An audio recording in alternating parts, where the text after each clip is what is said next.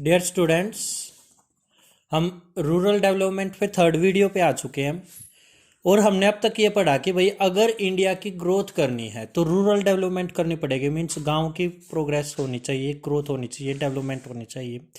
और वो अगर रूरल की डेवलपमेंट करानी है तो दो तरीके से हो सकती है। अगर जो रूरल एरिया है वहाँ पर फाइनेंस मीन्स लोन वगैरह मिल जाए, मीन्स क्रेडिट फैसिलिटी हो, जो हम पढ़ चुके हैं लास्ट वीडियो में।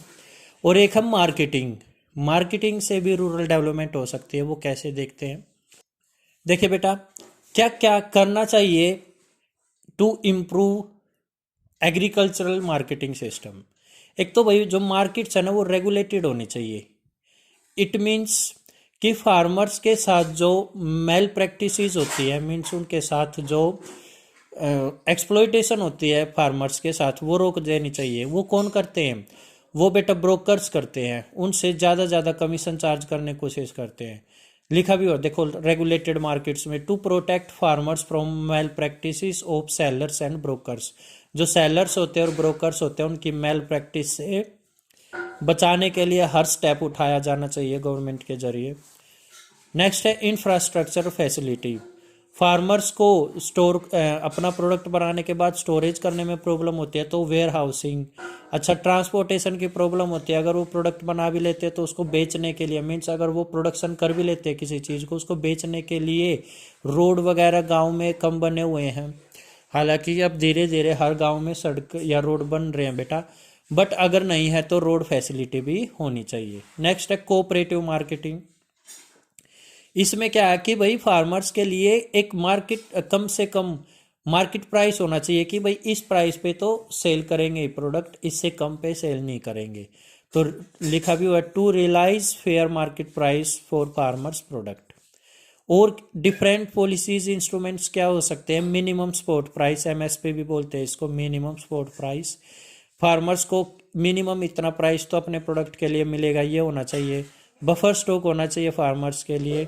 और पब्लिक डिस्ट्रीब्यूशन सिस्टम अच्छा होना चाहिए, मीन्स उनके माल को पब्लिक तक बहुत अच्छे से पहुंचाया जा सके, आसानी से पहुंचाया जा सके। ये सारे स्टेप होने चाहिए। और ये किस में है बेटा, किसके मेजर्स हैं ये?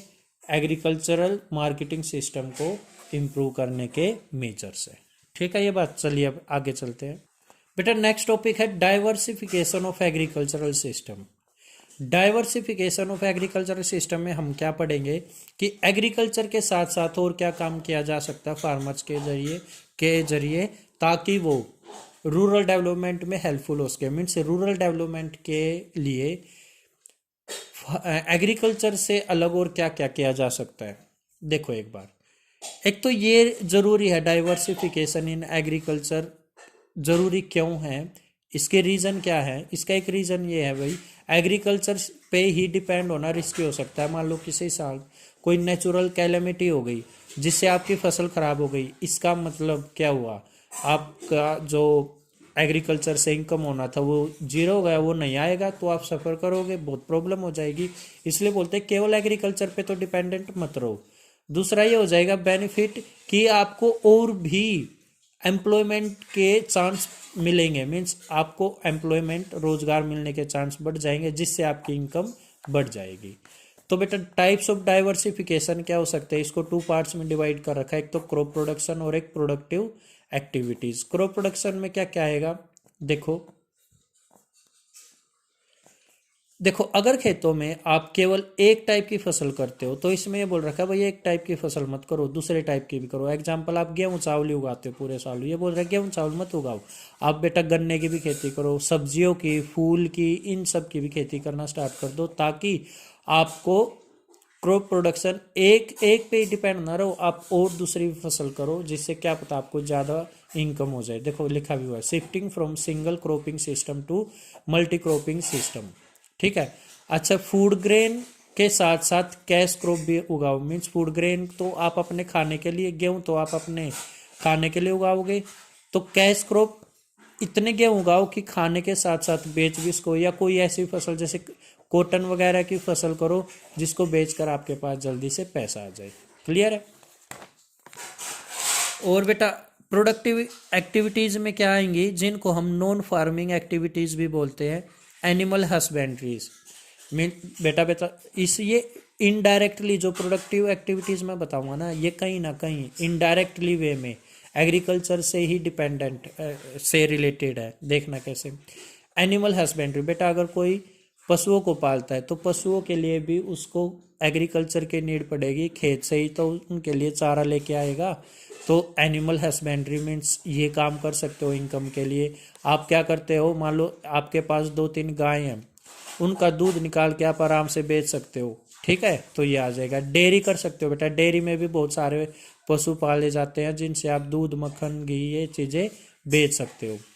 फिशिंग, मछली पालन बेटा, और आपको पता है मछली पालन मीन्स जो फिशिंग होती है उसमें आप अपने खेत में एक बड़ा सा एरिया ऐसा बना लेते हो जिसमें आप फिशिंग कर सकते हो पानी भर के, और उससे फिशिंग भी मछलियां भी बेटा आप बेच सकते हो जिससे आपकी इनकम हो सकती है।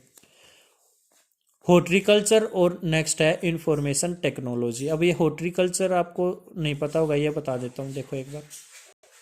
हॉर्टिकल्चर बेटा साइंस या आर्ट है of cultivating fruits, vegetable, flowers, medicine, spices. Clear है ये बात। अच्छा, इंफॉर्मेशन टेक्नोलॉजी आगे क्या है, ये इंफॉर्मेशन टेक्नोलॉजी में आप इंफॉर्मेशन शेयर करोगे फार्मर्स को, मींस फार्मर्स के पास इंफॉर्मेशन आती है कि भाई कोई भी फसल आप कैसे उगा सकते हो, आपके पास क्या क्या टेक्नोलॉजी है ये फसल उगाने के पास, वो नई नई चीज़ें बताते हैं फ़ोन के ज़रिए या कंप्यूटर के ज़रिए। तो इसलिए इसमें इंफॉर्मेशन टेक्नोलॉजी भी आता है। क्लियर है, यहाँ तक हो चुका है। अब नेक्स्ट वीडियो में हम इसके रिमेनिंग टॉपिक्स करेंगे।